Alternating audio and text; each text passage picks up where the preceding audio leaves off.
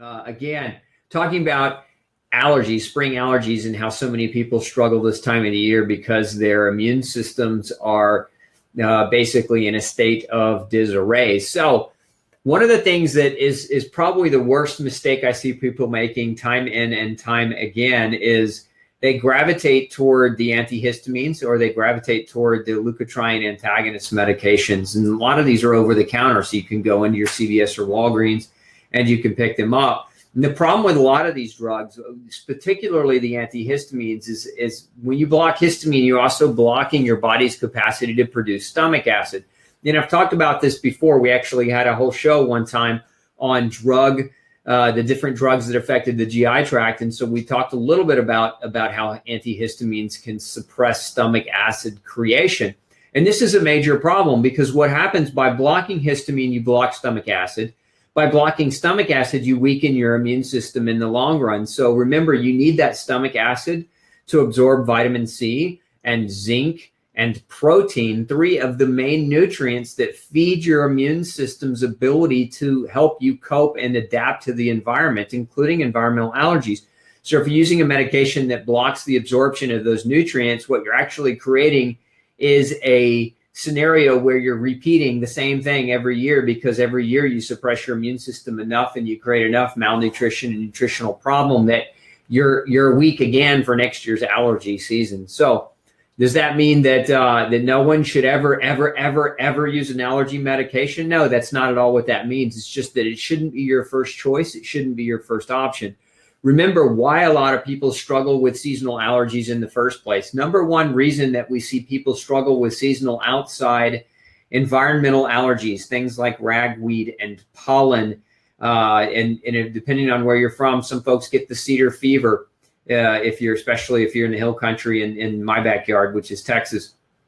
So these things can be very, very real allergens, and you can be allergic to them. And at certain times of the year, they can be somewhat crippling. And so there are a number of different ways that we want to address them. And none of those have to do with immune suppression. Although if your quality of life is so severely poor and you can't function, you can gravitate toward one of those types of options. But let's talk about natural options first, because many of these do the trick. So the number one reason we'll see people having severe seasonal allergies has nothing to do with the season, or less to do with the season than what they think. And it can have a lot more to do with the fact that they're eating foods that they're allergic to, or that they're gluten sensitive and they're eating lots of gluten, getting lots of gluten exposure. Remember, one of the biggest factors in having an overreactive immune system to the environment is that your immune system is being hammered by your food. In essence, when your food is preoccupying all of your immune power and all of your immune function, how then, if your immune system is taking all of that attention, how is it that you're supposed to defend yourself from environmental allergens? And the answer is it makes it much, much more difficult. So if you struggle with allergies year after year after year, one of the top recommendations that I have for you is that you need to follow up with a doc, preferably, in my opinion, the best one to follow up with would be a functional medicine doctor, and ask them to test you for food allergies. And so get food allergy testing, because this oftentimes, and I've seen people come into my office repetitively, and when we test them and we get them off the foods that they're allergic to, their environmental allergies start to diminish. They start, in many cases, go away. I hear this, I've heard it 1,000 times, is that, hey, you know what, Dr. Osborne, once you really got me in my diet dialed in and figured out a lot of my seasonal allergies, I didn't struggle with them anymore. I no longer pulled the Singular or the Claritin or the Benadryl. I didn't need it anymore because my immune system was strong enough to handle the environment. So if you struggle chronically with allergies, environmental allergies, you want to get in with a doctor who's going to do proper food allergy testing. And the reason why is we're trying to preserve the integrity and the strength of your immune system to fight the environment, not to fight the food. Remember, food is supposed to nourish you, not pose a challenge to your immune system. So make sure that you're getting food allergy tested if you struggle with seasonal allergies, because that could be very, very powerful in terms of freeing up some of your immune power. Let's see here. We've got Layla chiming in from California, and Jean from Arkansas, and Heather from South Carolina. Susan with itchy, watery eyes. Where are you from, Susan? Sorry to hear you struggling. Paula from Sugarland, right in my backyard. Christy Olson's chiming in. I don't know where you're from, Christy. Let me know where you're from. Heath from South Carolina. Wow, a lot of folks from South Carolina too. Massachusetts and South Carolina definitely representing tonight. Michael's chiming in. I like this. Michael says, my allergies totally went away after cleaning up my diet, no sugar, gluten, etc. Love to hear that kind of feedback because it reinforces what other people maybe need to hear and haven't done yet.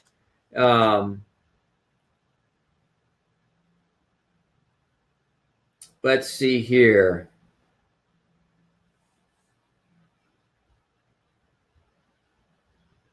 Food. Okay, so Susan from Iowa and Christy from Iowa. So, okay, so Iowa and South Carolina and Massachusetts. I think that's most of our audience tonight. Welcome, folks.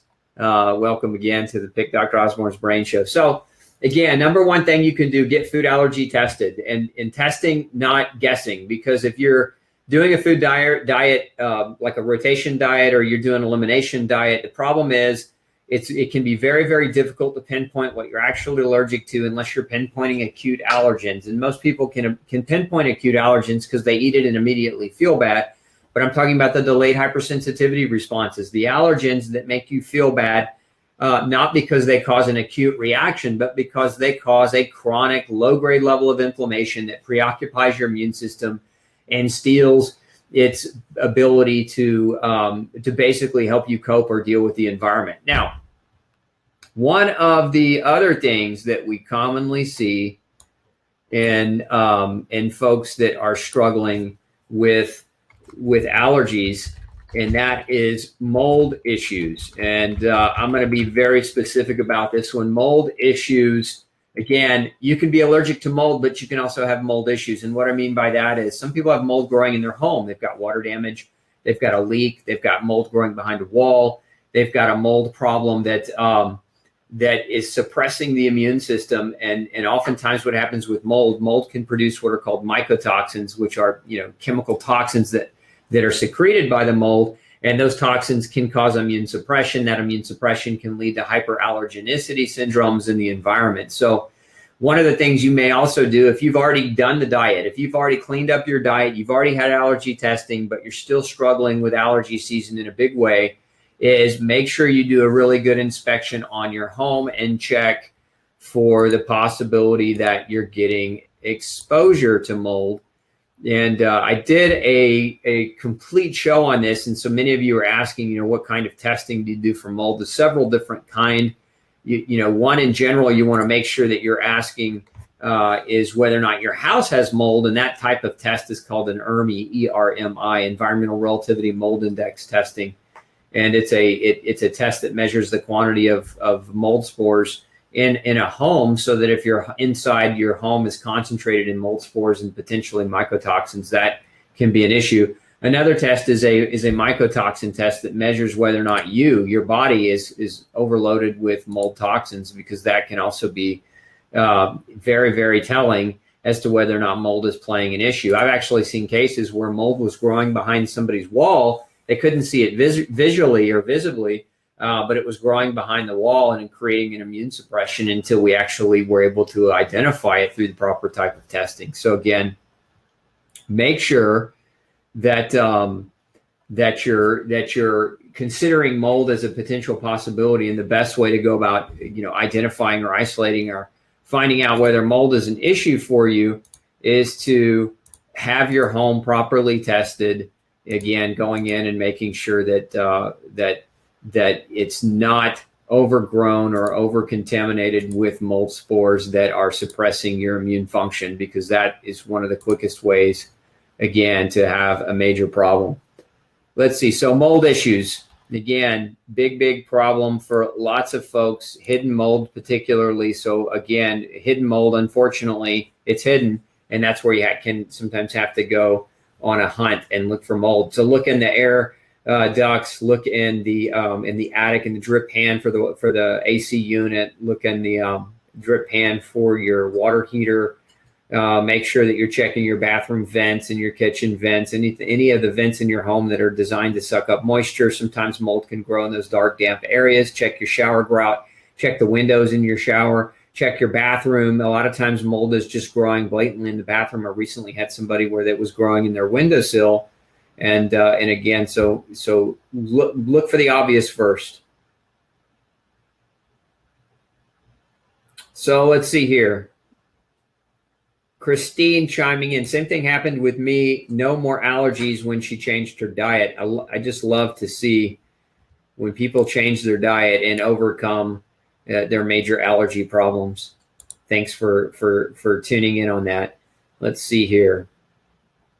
Susan from Iowa and Christy from Iowa and Kim from Ohio and Lynn from South Australia, who's recently developed a cat allergy. I hate to hear that, Lynn.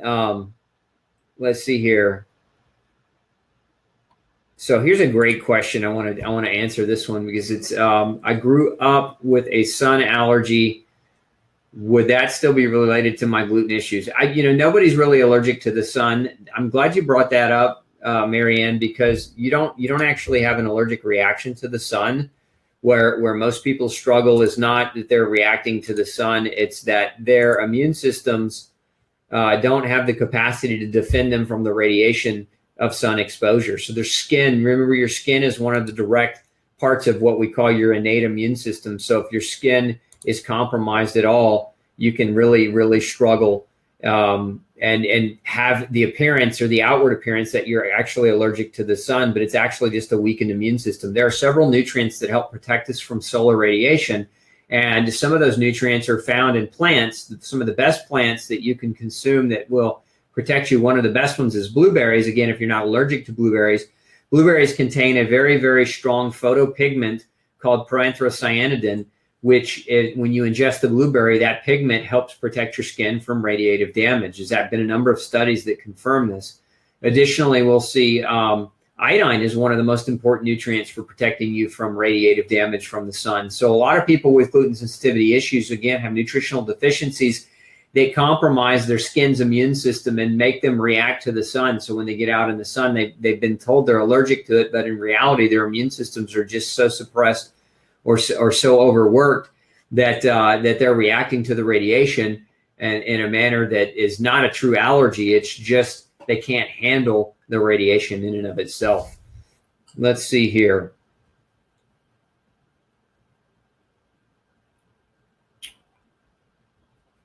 Hi from northern Wisconsin, Sandy McGee. Welcome tonight, Sandy. Welcome to the show. So it looks like I want to just poll a question to everybody who's listening. So if you have read No Grain, No Pain, just type in yes. I want to see which of you have read versus which of you have not. And the other thing I want to poll the audience on, so two things.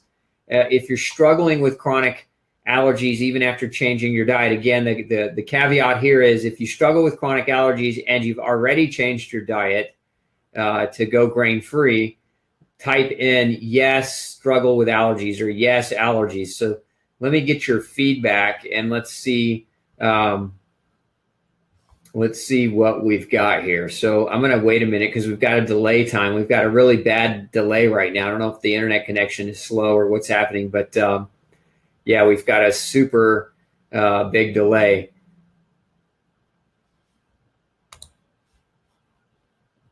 So I'm just letting that delay catch up. So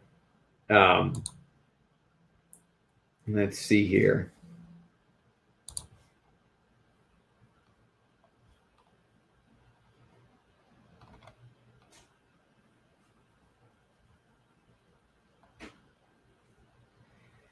So, okay, it looks like a lot of you struggling with allergies even after changing your diet. Several of you are saying that you've read No Grain, No Pain. Again, that's I'm glad to hear that. That can be a pivoting point for many of you, and how you respond and how you're capable of responding to the information that we're doling out today. So, but it looks like a lot of you have just gotten the book and are just starting to read it. So again, that's good, because now as you start to implement those diet changes, you should really start to see some profound impact. Let's see here. Okay, so anyway, I keep asking your questions as they're coming in. I'll keep answering them, but I want to keep talking about some of the more advanced strategies that you can apply. And again, especially those of you who have read No Grain, No Pain and applied it and are still struggling with allergies. So again, number one is have your doctor test for food allergies, because you may be even applying No Grain, No Pain, but if you are allergic to even healthy foods, then that could be contributing to your problem. Number two is to check for mold issues, because oftentimes hidden mold growing inside the home can suppress the immune system and make it very, very difficult to deal with environmental allergies. Number three is medication use. Now, I've already mentioned many of you may be taking allergy medications to reduce your allergy symptoms, but that's not what I'm referring to. What I'm referring to is medications that actually suppress the immune system can increase your allergic output. So a lot of people with autoimmune disease who are on what are called DMARDs, disease-modifying anti-rheumatic drugs, or who are on biologics like Enbrel or Humira, these are drugs that suppress the immune system in a very, very big way. These individuals, chemotherapies. So if you've been treated for cancer and you've got chemotherapy medication that you've been taking or been having IV'd into your body. Many of you struggling also are on a chronic steroid use, and even in low doses like prednisone or corticosteroid, even in doses 2.5, 5 milligrams, which are considered low doses. All these medications suppress the immune system and will make you more susceptible to seasonal allergy time. So again, the question then becomes, what is the purpose of the medication? Why are you taking the medication? And a lot of times what I find in clients that come to me and come to my office and practice is they are on the medicine for no more reason than that they were told years and years and years ago to get on it, and they've just never gotten off of it or never had anybody monitor them or say when it's time to get off of it. So a lot of times it's just they've been told it and they've never been told not to take it. And it's because the doctors either aren't monitoring the medication, or one doctor over here is prescribing one drug, another doctor over here is prescribing one, another doctor over here is prescribing one. So you've got multiple medications coming in, and there's no one in charge of helping you monitor all those different medications and saying, look, when you combine this one with this one, that's a problem because it double suppresses your immune system. Or when you combine these three, that's an even bigger issue because it causes malnutrition of vitamin C, and vitamin C is necessary to stabilize your immune cells. And that brings me to another point, which is if you're on multiple medications and you haven't had somebody really do a medication review and look at all of that and say, look, yes, it's very possible your medications are interacting to suppress your immune system in a synergistic way. In other words, 1 + 1 doesn't equal 2, 1 + 1 = 10, because there's a synergism, or there can be when you combine certain medications. And that can lead to, again, a multiple effect on your immune system and how you're actually reacting to your environment. So it's very, very good idea, again, to get a medication review and specifically ask the doctor to review medications and how they interact with each other. So that's one part of it, is what's called drug-drug interaction. So you want to ask for that. And you can ask the pharmacist too. The pharmacist a lot of times will do that review with you. Or number two, the other part of this medication review is you want to have the doctor review what nutrition or what nutrients, what vitamins, what minerals the drug you're taking, the medicine you're taking, can potentially inhibit, block, or interfere with their function. For example, again, classic example, some diuretic medications for high blood pressure can interfere with CoQ10. Now, CoQ10 is necessary for mitochondrial function, and a lot of people on blood pressure medications that block CoQ10 end up with severe fatigue and immune suppression, and that's as a result of a CoQ10 deficiency. So this is an example of, classic example of drug-induced nutritional deficiencies. You just want to make sure that if you're doing multiple medications, that somebody somewhere is at the very least reviewing that and saying, look, these are where your potential downfall areas are. These are where your potential problems are, because if nobody's doing that, you can run into a major, major problem. Now, another thing that we'll commonly see in people with allergy problems is they will have a poor nutritional status. And so I'm going to talk about some of the key nutrients that are necessary for your immune system to actually defend you, to help defend you from seasonal or environmental allergens. And so one of those nutrients, very, very critical, is zinc. Probably one of the most critical is zinc. And that's because zinc regulates the immune cells. It actually helps mature your immune cells. So when your immune cells are born out of your bone marrow, they're immature. They have to develop. They have to get stronger. And zinc plays a role in that maturation process. And that happens in the thymus. So inside your thymus, which is a gland in your neck, not the same thing as your thyroid gland, but it's your thymus gland, you have zinc regulating how well your white blood cells mature to function properly. So zinc deficiency can cause a major issue. Now, you also need zinc.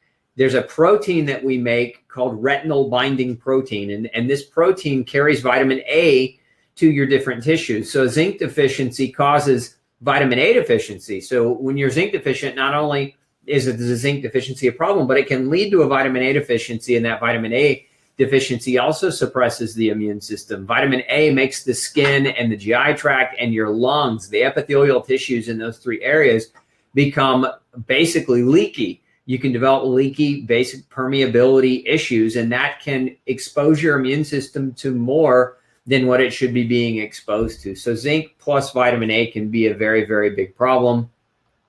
And so you want to make sure getting those levels of zinc and vitamin A checked. Another nutrient very, very critical for immune function that plays a role in allergy stabilization is vitamin C. And vitamin C, because one of its functions is as a what's called a mast cell stabilizer. So vitamin C, if you've ever heard some people talk about mast cell disease or mast cell disorders, vitamin C stabilizes the membrane around your mast cells. And mast cells is MAST. So again, let me put that up on the screen. Vitamin C stabilizes mast cells. So the membrane around your mast cell, if you don't have enough vitamin C, that membrane around your mast cell will break open easier. And what do mast cells release? They release the histamine. So when you're exposed to an allergen, those mast cells will release histamine. And if your mast cells break open too easy, you'll be overexposed to histamine. And what happens when we get histamine exposure? We get the watery, teary, itchy eyes, the sneezing, we get the sore throat, we get all the symptoms that we associate with seasonal or environmental allergens, not because any other reason than you're just releasing too much histamine. And some people have heard of histamine before because there are some people that react to histamine in the diet because certain foods contain histamine, and some people are histamine intolerant, meaning they don't tolerate high levels of histamine containing foods. And one of the reasons why, this is actually one of the reasons why is they're eating a lot of the wrong foods, and so they've damaged their GI tract. And so part of the enzyme, part of the cells that help to make the enzyme that breaks down histamine is compromised, and so they end up becoming more and more sensitized to histamine. So even being outside where they're being exposed to outdoor allergens, even a little bit of histamine exposure can create a lot more symptoms than what it otherwise would. So again, that's a very, very important thing to understand. Vitamin C stabilizes mast cells, and it can be one of the most effective ways to support your proper immune function and the defense of aggressive seasonal allergens. So again, vitamin A and zinc and vitamin C are very, very, very critical in this whole process. Now, let's see. It looks like we're still on this weird, funky delay.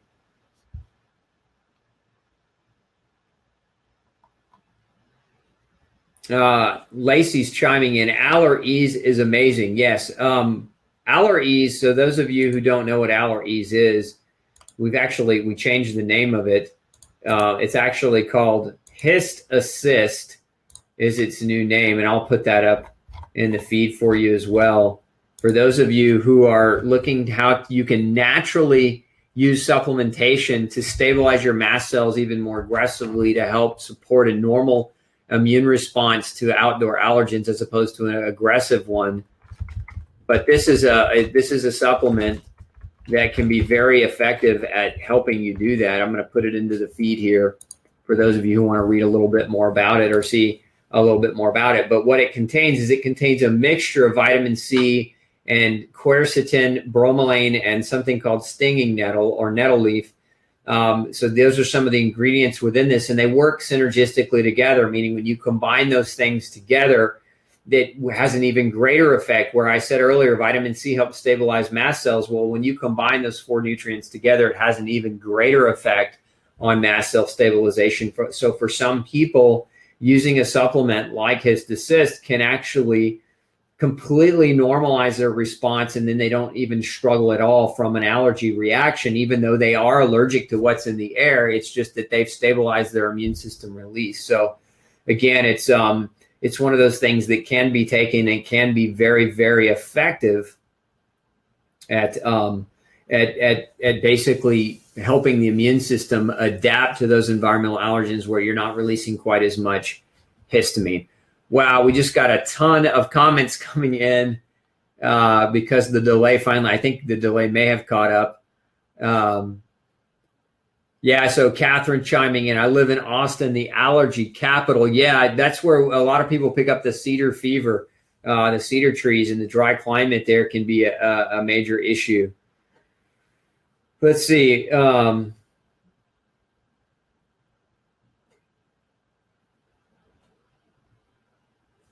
Let's see. Teresa from Appleton, Wisconsin. Yes, red and very itchy eyes all over, runny nose. Again, going back to the advice that I was talking about earlier, have your doctor test you for food allergies, number 1. Number 2, check for hidden mold around the house. Check for hidden mold at your office place, your place of work. That can be an immune suppressor. Number 3, check your medications if you're taking them. Have your pharmacist do a medication drug-drug interaction as well as drug-induced nutritional deficiency interaction. And then number 4, have your nutritional status checked. I mean, we mentioned zinc and A and vitamin C as some of the important nutrients that are necessary for a healthy, strong immune reaction or function. And so those are what we would say advanced strategies. And then the 5th thing, you can use a mast cell stabilizer supplement, which is very safe, non-toxic, does not suppress the immune system, and does not, unlike an allergy medication, which suppresses the immune system. So again, those would be the top 5 strategies that you want to implement before looking at these other medications that you might be taking to actually suppress the immune system to reduce allergy symptoms. So if you haven't done those first 5 things, do those things first. And then if you're still struggling, you may have a severe enough reaction to an environmental allergen, and that's creating part of the problem. So let's talk about a 6th strategy here that you could implement, that you should implement, that might also be very, very helpful.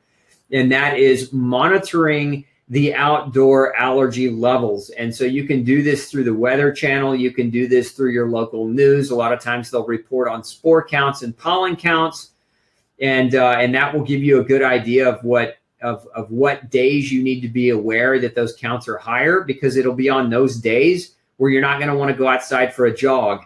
It's going to be on those days where you want to spend more time with your indoor air than your outdoor air, so as to minimize your exposure to those allergens. And in that scenario, what we would strongly suggest is air filtration. And the type of air filtration that you really want to have in place, in essence, you want to have a solid air filter that pulls out a lot of the environmental allergens, and so for many people that equates to HEPA, HEPA. But I would go one step further, and I would recommend the air filtration using ultra HEPA, which is just going to go down to a smaller level, especially those people that might have some type of issue with any kind of mold. So air filtration using ultra HEPA is ideal.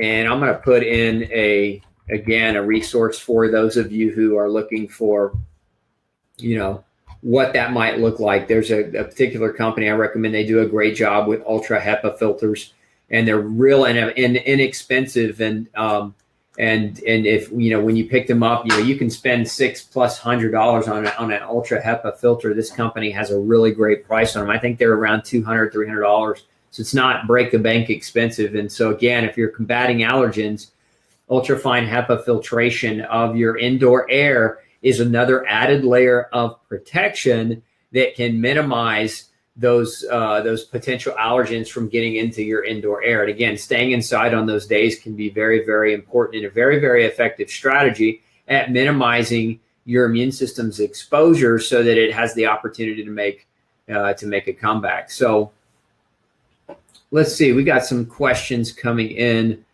Leela's asking, I think she's asking about Hist Assist. So could it help with mastocytosis? In my experience with people that have mastocytosis, number one factor has always been food.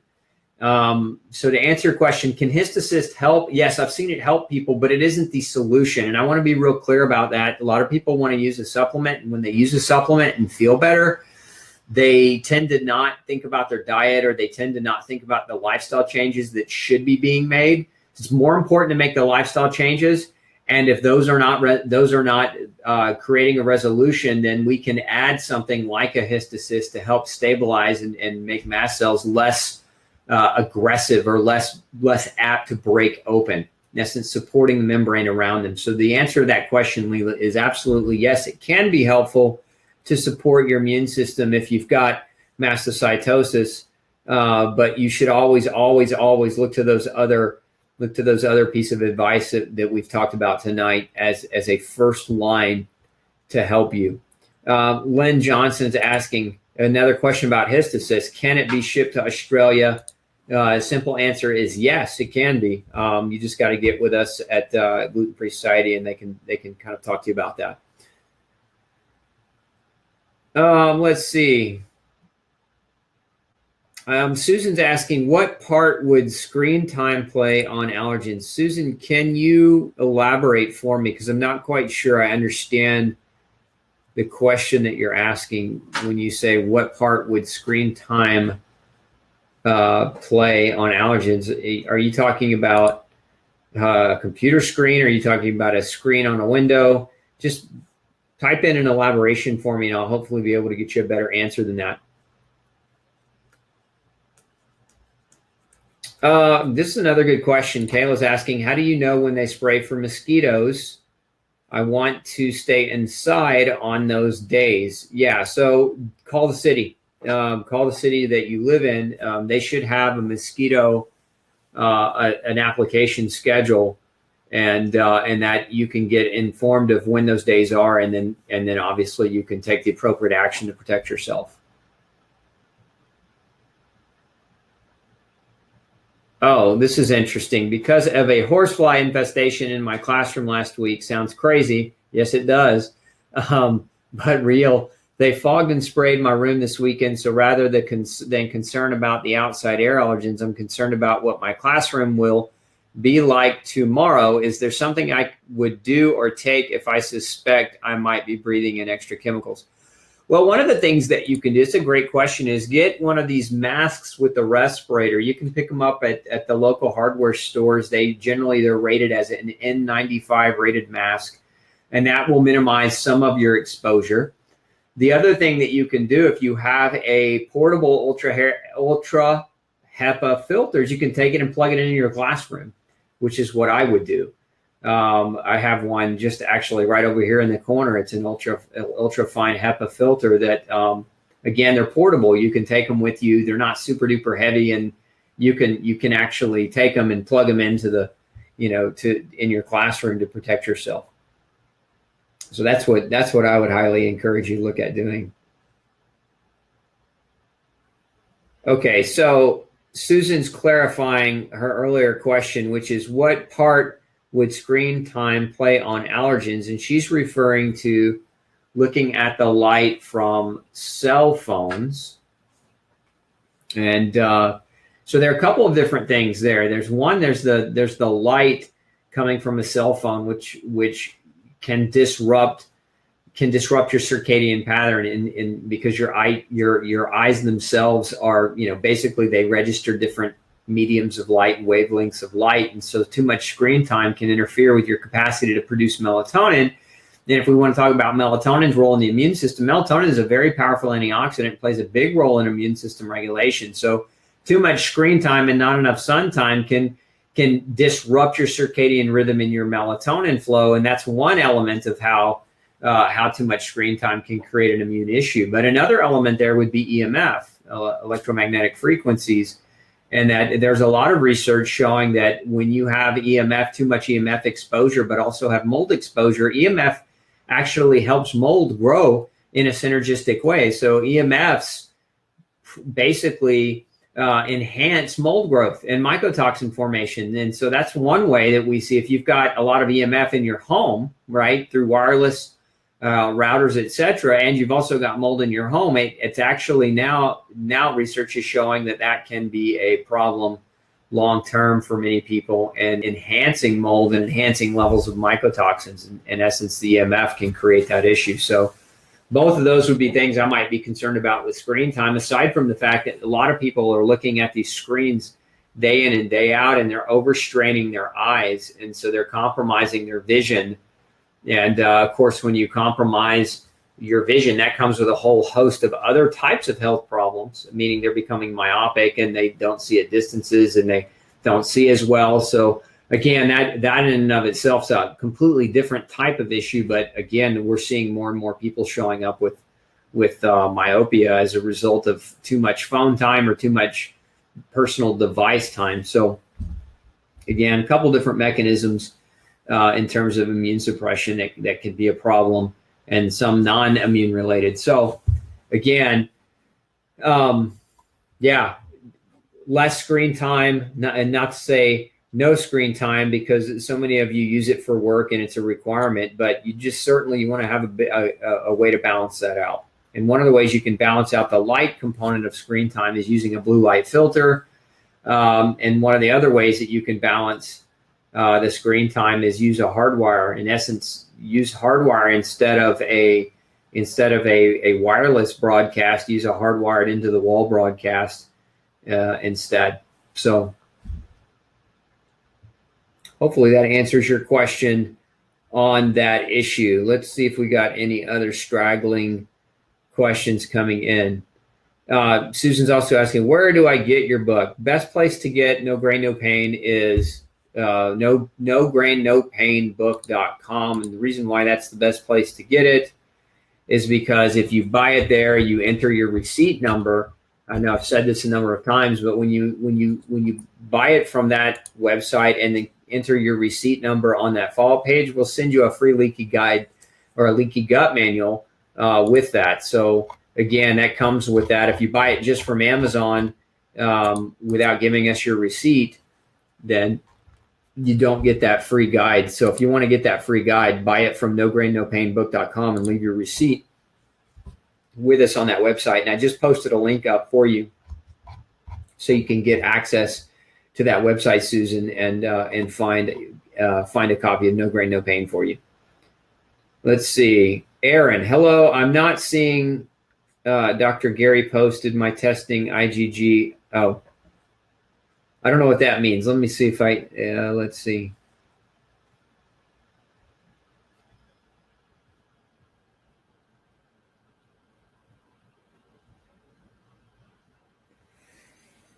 Okay, so it looks like Aaron is seeing a doctor, possibly one of the docs on our website, glutenfreesociety.org, where we do list doctors that have trained in our gluten protocol.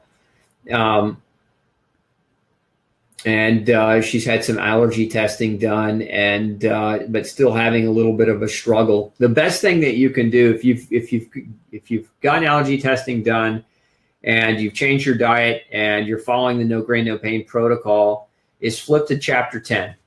In chapter 10, there's a laundry list of different labs and strategies that are more advanced. So if you're still struggling would be to follow those protocols and those strategies. And the best way to do that is take it to your doc and make sure that they're running the right types of labs and the right types of tests to rule out anything that you could potentially be missing out on. And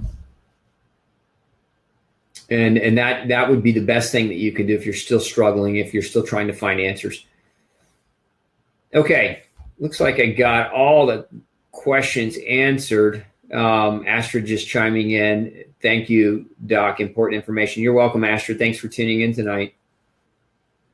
Okay, so we're gonna wrap it up. Before I do, make sure if you're not subscribed, make sure you hit that subscribe button below the video. If you want to follow us on YouTube and subscribe there, you go to youtube.com/glutenology. Facebook is Dr. Peter Osborne. And make sure you go over to glutenfreesociety.org and subscribe to our free newsletter there, where we send out information on a daily basis to help people navigate the mad realm of diet and testing and functional medicine and gluten sensitivity. So again, the other thing I would ask you to do, many of you are very thankful and have chimed in tonight saying, how wonderful the information is. Just ask you to share it with somebody you love and somebody you care about, somebody who you think might be helped by this information. So if you know tonight, homework assignment, if you know somebody who's struggling with allergies, environmental or not, you make sure you share this information with them. Send them a link of the video or just hit the share button below, and let's get those people informed so we can get them healthy and moving in the right direction. We'll see you next Monday night for another episode of Pick Dr. Osborne's Brain. Again, if you've got topics you'd like to see us cover, questions you'd like to see us answer, you can always send those in to glutenology@gmail.com, and we will take them on a first-come, first-served basis. We will also entertain any topics that you'd like us to see cover in the future. We'll see you next Monday. Have a great evening. This is Dr. Osborne saying God bless. Hope you had a wonderful Easter, and we'll see you next week.